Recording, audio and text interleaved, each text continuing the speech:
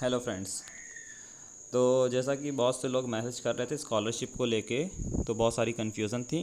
तो हमने सोचा क्यों ना एक वीडियो में सारी स्कॉलरशिप से रिलेटेड जितनी भी इंफॉर्मेशन है, जितनी भी जानकारी है, सबको एक वीडियो में हम बता दें। तो सबसे पहले ये है कि यूपी और एनएसपी ये दो स्कॉलरशिप होती है। जो लोग यूपी स्कॉलरशिप फ़िल करना चाहें वो यूपी फ़िल कर लें, जो लोग एनएसपी फ़िल करना चाहें वो एनएसपी फ़िल कर सकते हैं। दोनों स्कॉलरशिप फ़िल कर सकते हैं। दोनों स्कॉलरशिप उतनी ही आती है, कोई ज़्यादा कम ऐसा नहीं होता है। ये डिपेंड करता है फ़ीस पे। फ़ीस ज़्यादा है तो स्कॉलरशिप ज़्यादा रहेगी, फ़ीस कम है तो स्कॉलरशिप कम रहेगी। और दूसरी चीज़ जो डिपेंड होती है वो आपकी जो इनकम सर्टिफिकेट होता है उस पे डिपेंड करता है। इनकम सर्टिफिकेट पे अगर आपकी कम इनकम है तो स्कॉलरशिप ज़्यादा आ सकती है। तो ठीक है, ये दो स्कॉलरशिप है, एक यूपी होती है, एक एनएसपी होती है। जो आपको अच्छी लगे फ़िल कर लीजिए। हाँ, अगर आप दोनों फ़िल करते हैं, इन केस दोनों स्कॉलरशिप आपकी आ जाती है, तो फिर एक इसका लिस्ट आएगी गवर्नमेंट की तरफ से। तो उसमें आपको जो स्कॉलरशिप दी गई हुई है उसको वापस करनी होगी, यानी कि आप डबल स्कॉलरशिप नहीं ले सकते। तो इस चीज़ का ध्यान रखेंगे। ठीक है, तो चलिए हम सबसे पहले इस पे आते हैं कि इसमें क्या करें क्या ना करें, क्योंकि बहुत सारी चीज़ें हैं इसमें कि ऐसी गलती अगर कर देंगे स्कॉलरशिप नहीं मिलेगी। और उसके बाद फिर देखते हैं इन दोनों यूपी स्कॉलरशिप की लास्ट डेट क्या है, डॉक्यूमेंट्स क्या लगेंगे, कब फॉर्म फिल होगा, कब सबमिट होगा कॉलेज में, और एनएसपी का भी देखेंगे इसी तरह से। तो चलिए आते हैं एक हमारे पास जो लिस्ट जारी हुई है गवर्नमेंट की तरफ से उस पर देखते हैं।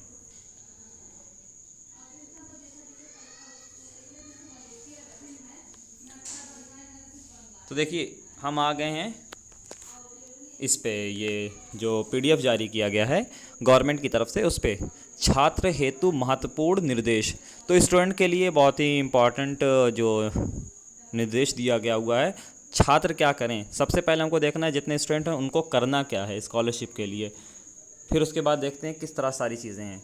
तो इसमें दिया हुआ छात्र हेतु ऑनलाइन आवेदन पत्र भरने से पूर्व अपने शैक्षिक योग्यता अंक पत्र, प्रमाण पत्र, जाति आय निवास प्रमाण पत्र, ऑनलाइन जारी पाठ्यक्रम की अनिवार्य, यानी कि ये कह रहे हैं कि आपके पास इनकम सर्टिफिकेट, कास्ट सर्टिफिकेट सिर्फ ओबीसी एससी एसटी वाले लोग बनवाएंगे, जनरल वाले नहीं बनवाएंगे।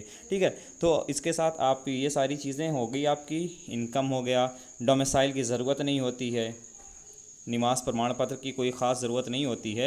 अगर लगा रहे हैं तो ठीक है, नहीं तो ऐसा कोई होता नहीं है, आप लगा ही दें तो बेहतर होगा। और इसके साथ साथ जो नॉन रिफंडेबल फ़ीस होती है, यहाँ पे लिखा हुआ है non refundable fees, non refundable शुल्क धनराशि, यानी कि जो आपको प्रिंट आउट मिला होगा जिनका एडमिशन हो गया है उन लोगों के लिए, और जिनका एडमिशन नहीं हुआ है वो अभी स्कॉलरशिप का फॉर्म ना फिल करें, एडमिशन होने के बाद स्कॉलरशिप का फॉर्म फिल करें, तो परेशान होने की ज़रूरत नहीं है। तो ये स्कॉलरशिप जो आपको प्रिंट आउट मिला होगा, जो फ़ीस लगी है वो फिल करना है, उससे ज़्यादा कम फिल नहीं करना है। तो ठीक, तो आपने स्कॉलरशिप फिल कर दिया और इसमें नॉन रिफंडेबल फ़ीस जो प्रिंट है वो फिल कर दिया। इसके बाद विश्वविद्यालय और बोर्ड, जो आपका बोर्ड था यूपी बोर्ड, सीबीएसई बोर्ड, वो सब फिल किया। उसके बाद आपका कॉलेज जो यूनिवर्सिटी है उसको फिल किया जाएगा, और उसमें जो साइबर कैफ़े वाला होगा वो सारी चीज़ें फिल कर देगा, आपको कोई उसमें इतनी चीज़ों की दिक्कत नहीं होगी। तो यहाँ पे अंक प्रमाण पत्र, जो हाई स्कूल का अंक प्रमाण पत्र है उसमें जो नाम है, फादर नेम, मदर नेम, सारी चीज़ें जिस तरह हैं वो सबसे मेन है, उसी के हिसाब से सारी चीज़ें फिल होंगी। तो आप अपना हाई स्कूल अगर किसी का गलत है तो उसको सही करवाने की कोशिश करें, नहीं तो दिक्कत हो सकती है। और तीसरा पॉइंट ये लिखा हुआ आधार नंबर जनसंख्या की प्रमाण प्रमाणकरण। तो इसमें देखिए जो आधार नंबर है उसमें नाम और डेट ऑफ बर्थ सही होनी चाहिए, और आपका आधार मोबाइल नंबर से लिंक होना चाहिए। अगर आधार नंबर आपका मोबाइल नंबर से लिंक नहीं है, ये आधार लिंक मोबाइल नंबर दिया हुआ है, अगर आपका आधार लिंक नहीं है मोबाइल से तो दिक्कत हो सकती है, क्योंकि ओटीपी आता है। अगर ओटीपी नहीं आएगा तो फॉर्म फिल ही नहीं हो पाएगा। तो आप क्या करेंगे, तो आपको दिक्कत हो जाएगी। आप पहले अपना चेक करें आधार लिंक है कि नहीं मोबाइल से, तो वो लिंक करवा लीजिए। लिंक करवाने के बाद आपको क्या करना है, अपने आधार को बैंक में चेक करना है, बैंक में लिंक है कि नहीं है, वहाँ पे भी लिंक करवाना है। और अगर लिंक नहीं होगा तो आपकी स्कॉलरशिप नहीं आएगी। तो पहले आप आधार कार्ड मोबाइल से लिंक करवाएं, फिर अपने आधार कार्ड को ले जाके जो बैंक है वहाँ पे लिंक करवाएं, और उस बैंक में जो आपका मोबाइल नंबर है वो भी लिंक होना चाहिए। और साथ ही साथ जो आपका मिनिमम बैलेंस जो भी है उस बैंक के अकॉर्डिंग वो होना चाहिए उसमें। और आपका जो अकाउंट है वो 3 मंथ में जैसे ट्रांजैक्शन हुआ होना चाहिए। यहाँ देखिए लिखा हुआ 3, यहाँ पे आप देख लीजिए 3 माह में जो दिया हुआ है, दिखाते हैं आपको, ये लिखा हुआ है ना 3 माह में बैंक खाते में ट्रांजैक्शन अवश्य करें, तो ज़रूर से कर लें। नहीं करेंगे तो ट्रांजैक्शन नहीं होता, टेम्परेरी आपका अकाउंट बंद हो जाता है, जिसकी वजह से स्कॉलरशिप नहीं आती है। आधार लिंक बचत खाते को भी भली भांति जांच लें। तो आप अपना आधार कार्ड भी चेक कर लीजिए, बैंक अकाउंट भी चेक कर लीजिए, दोनों को लिंक करवा लीजिए, सब कुछ आपका काम हो जाएगा। तब उसके बाद जितने भी OTP होती है सारी चीज़ें आ जाएंगी। सब कुछ आप ये चीज़ें कर लीजिए। तो इसी के साथ ये भी जो दिया हुआ है वार्षिक शुल्क, धनराशि, आवेदन पत्र, ये सारी चीज़ें आपको कुछ नहीं परेशानी की ज़रूरत है, साइबर कैफ़े वाला आपका सारा फिल कर देगा। सभी छात्र अपना आवेदन पत्र स्वयं भरें। तो स्वयं भरने का मतलब है साइबर कैफ़े वाला भर लेगा, हम लोग नहीं फिल कर पाते। हाँ, हम लोग बैठ के फिल करवाएं।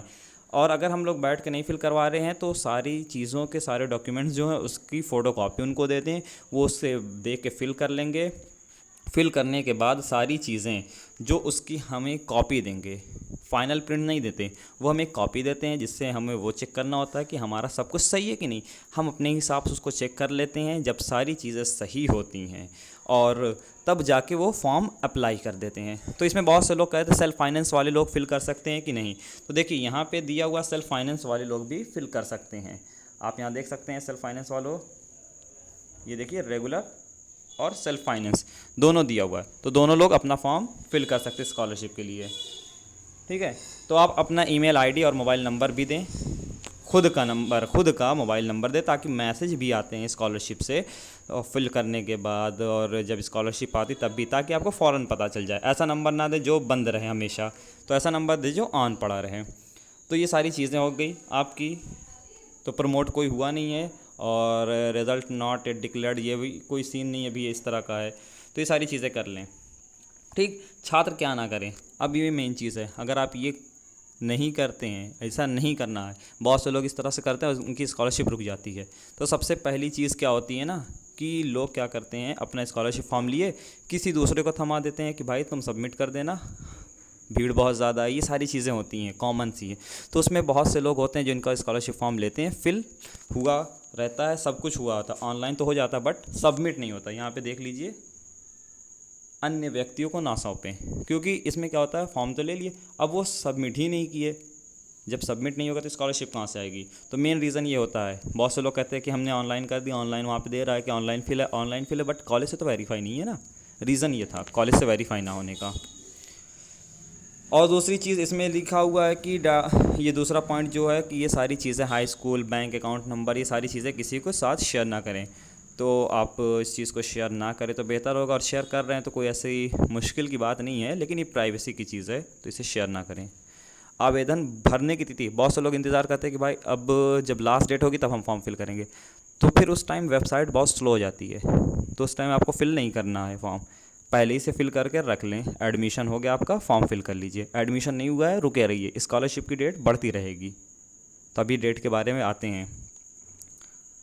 शिक्षण संस्था में जमा करने हेतु आवेदन पत्र का फाइनल प्रिंट बिना निकाले, हाँ तो ये चीज़ मैंने कहा था ना एक बार अभी को थोड़ी देर पहले कि फ़ाइनल प्रिंट, तो जैसे साइबर वाले ने आपको दे दिया चेक करने के लिए, देख लीजिए सब सही है, तो वो फाइनल प्रिंट नहीं होता है। एक फ़ाइनल प्रिंट जो होता है वो स्कॉलरशिप फिल करने के 2 से 3 दिन के बाद मिलता है। तो आपने स्कॉलरशिप फिल कर दी, सबमिट हो गया, सारी चीज़ें चेक करने के बाद वो जो प्रिंट आउट निकलेगा वही कॉलेज में सबमिट होगा। वो जब सबमिट होगा तो आपका वहाँ ऑनलाइन रजिस्ट्रेशन भी हो गया, कॉलेज में सबमिट भी हो गया। जब दोनों जगह सबमिट हो जाएगा, सारी चीज़ें हो जाएंगी, तब कॉलेज वाले क्या करते हैं, सारी चीज़ों को मैच करते हैं। मैच करने के बाद वेरीफाई करते हैं। जब कॉलेज से वेरीफाई हो जाता है वो डिस्ट्रिक्ट लेवल पे जाता है, फिर डिस्ट्रिक्ट लेवल पे सारा वेरिफिकेशन होता है। जब डिस्ट्रिक्ट लेवल से वेरीफाई हो जाता है तब जाता है स्टेट के यहाँ, स्टेट गवर्नमेंट के पास, ये जाता है यूपी स्कॉलरशिप में। एनएसपी में क्या होता है, स्टेट से फिर वेरीफाई होके जाता है। तो इतने स्टेप होते हैं वेरीफाई के, तो इसलिए आप लोग सारी चीज़ें सही सही फिल करें। और अगर किसी का ये होता है कि कोई गलती हो गई है तो उसकी करेक्शन की डेट आती है। इसमें परेशान ना हो कि हमारा कुछ गलत हो गया अब कैसे सही होगा, उसकी करेक्शन की डेट आएगी, आपको पता करना होगा। जब करेक्शन की डेट आएगी फ़ौरन उस डेट पे करेक्ट करवाना होगा। सारी चीज़ें करेक्ट होने के बाद, करेक्शन होने के बाद उसको दोबारा कॉलेज में सबमिट करना होगा। तो ये सारी चीज़ें थी। अब आते हैं डेट पे, इसकी डेट कब है, लास्ट डेट क्या है, सारी चीज़ें देखते हैं। तो आ जाइए सबसे पहले यूपी स्कॉलरशिप पे। ये यूपी स्कॉलरशिप का है। तो इसमें देखिए एप्लीकेशन, ये इंपॉर्टेंट डेट्स, एप्लीकेशन बिगन 8/7/2022 से स्टार्ट हो चुका है। लास्ट डेट जो इसकी 7/11 यानी कि 7 नवंबर है। बट ये डेट अभी पूरी उम्मीद है कि बढ़ेगी, हर हाल में बढ़ेगी। और हार्ड कॉपी सबमिट करने की डेट जो कॉलेज में सबमिट होती 10 तारीख है। और अभी शिबली कॉलेज में स्कॉलरशिप का फॉर्म सबमिट नहीं हो रहा है, तो आप लोग परेशान ना हो। इसमें कोई चार्ज नहीं लगता, स्कॉलरशिप फ्री ऑफ कॉस्ट होती है। इसका फिल करने का कोई भी पैसा नहीं है। जो भी चार्ज लिया जाता है वो साइबर कैफ़े वाले अपनी मेहनत का लेते हैं और किसी चीज़ का नहीं लेते हैं। तो अब देखते हैं एलिजिबिलिटी क्या होती है स्कॉलरशिप की। तो सबसे पहला तो ये होना चाहिए, अगर यूपी स्कॉलरशिप आप फिल कर रहे हैं तो आप उत्तर प्रदेश का जो कॉलेज है, जो यूनिवर्सिटी, उसमें होने चाहिए। और आप उत्तर प्रदेश के होने चाहिए, यूपी के होने चाहिए, तब आप फिल कर सकते हैं। दूसरा post matric 11th, post matric यानी कि पास्ड 10th क्लास पास होने चाहिए, 12th क्लास पास होने चाहिए। ये सारी चीज़ें, अगर ग्रेजुएशन है तो आपका 10th और 12th पास होना चाहिए। तो ये सारी चीज़ें तो हो ही जाती हैं, कोई मसला नहीं इसमें। लेकिन ये चीज़ आती है जो UP scholarship document required fresh candidates. अब जो फ्रेश कैंडिडेट हैं वो लोग क्या करें, जो जिनका नया नया फॉर्म फिल करना है वो लोग क्या करें। जैसे फर्स्ट ईयर वाले, जो सेकेंड ईयर वाले उन्होंने फॉर्म फिल नहीं किया, अब वो क्या करें। सबसे पहले यहाँ पे आपको पॉइंट वाइज दिया हुआ लास्ट क्वालिफाइंग एग्ज़ाम मार्कशीट। तो अब ये क्या चीज़ है, ये चीज़ आपकी वो, जैसे आपने अभी पास आउट किया है हाई स्कूल, इंटर जो भी किया है तो वो हो गया। कास्ट सर्टिफिकेट, आपका कोई जो कास्ट है SC ST OBC जो भी, वो सारी का सर्टिफिकेट। इनकम सर्टिफिकेट यानी कि आपका इनकम सर्टिफिकेट हर हाल में लगेगा, कोई भी कास्ट से बिलोंग करते हो। बैंक पासबुक चाहिए, आपका खुद अपना बैंक होना चाहिए, बैंक पासबुक होना चाहिए। ये ज़रूरी नहीं कि आजमगढ़ में हो, कहीं पे भी हो, सब चलेगा। एनुअल नॉन रिफंडेबल अमाउंट यानी कि जो फ़ीस इस स्लिप पे है, फ़ीस स्लिप जो है उस पे होनी चाहिए, जो मेंशन है वो होनी चाहिए। इनरोलमेंट नंबर, ये तो अभी नहीं अलॉट हुआ है कॉलेज से, जब अलॉट हो जाएगा तब। तो इस पर कोई ज़रूर, फर्स्ट ईयर वाले तो नहीं फिल करते हैं, हाँ सेकेंड ईयर वाले फिल करते हैं। तो ये आपके आधार कार्ड पे होगा। जिनका नहीं है उनको ज़रूरत परेशान नहीं होना है। फर्स्ट ईयर वाले को बिल्कुल नहीं परेशान होना है, उनका इनरोलमेंट नंबर नहीं फिल होता है। लेटेस्ट पासपोर्ट साइज़ फ़ोटो होनी चाहिए, आपकी फ़ोटो चाहिए उसमें, क्योंकि फ़ोटो भी चाहिए होती है। ठीक, अब ये सारी चीज़ें क्या, फॉर रिन्यूअल कैंडिडेट्स जिनका स्कॉलरशिप फॉर्म पहले फिल हो चुका वो दोबारा फिल करवा रहे हैं, तो वो क्या करेंगे, उनको रजिस्ट्रेशन नंबर मिलता है। अगर रजिस्ट्रेशन नंबर भूल गए तो कोई बात नहीं, रजिस्ट्रेशन नंबर जनरेट हो जाएगा, नया मिल जाएगा। तो वहाँ से सारी चीज़ें फिर से दोबारा फिल हो सकती हैं, उनको कुछ नहीं करना होता है। तो ये सारी चीज़ें थी फ्रेशर। अब आते हैं NSP के बारे में। तो NSP की जो स्कॉलरशिप की डेट है, देखिए, post matric scholarship scheme open till 31/10/2022। ये क्या है, स्कीम क्लोजिंग डेट है, यानी कि 31 को जो ये डेट है इसकी ख़त्म हो जाएगी। एप्लीकेशन वेरिफिकेशन डेट क्या है, 15/11। ये जो डेट है सब बढ़ेगी, ठीक है। अभी डेट ऐसा नहीं कि ये लास्ट डेट है ख़त्म हो गई, अभी हमारा एडमिशन नहीं हुआ तो क्या करें, परेशान नहीं होना है, स्कॉलरशिप की डेट बढ़ती रहेगी।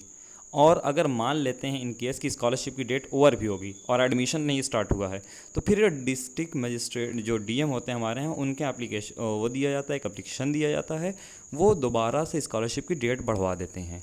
तो ये सारी चीज़ें थी। तो अभी बहुत से लोग कहते हैं कौन फिल करेगा कौन नहीं, सब लोग फिल कर ले जिसको भी फिल करना है। और बहुत सी चीज़ें हैं, जैसे जो लोग अभी कहेंगे कि अभी भाई हम सेकेंड ईयर में हैं, थर्ड ईयर में, तो क्या हम फिल कर लें, अभी आपको फिल नहीं करना है, क्योंकि अभी आपका एडमिशन नहीं हुआ। एडमिशन हो जाए तब फिल करिए। तो बस यही था। और वीडियो थोड़ा लंबी हो गई है, लंबी इसलिए हो गई कि सारी जानकारी, सारी इन्फॉर्मेशन एक ही वीडियो में देनी थी, इसलिए। तो आई थिंक, उम्मीद है कि समझ में आ गई होगी सारी चीज़ें। तो बस इतना ही था इस वीडियो में। Thanks for watching.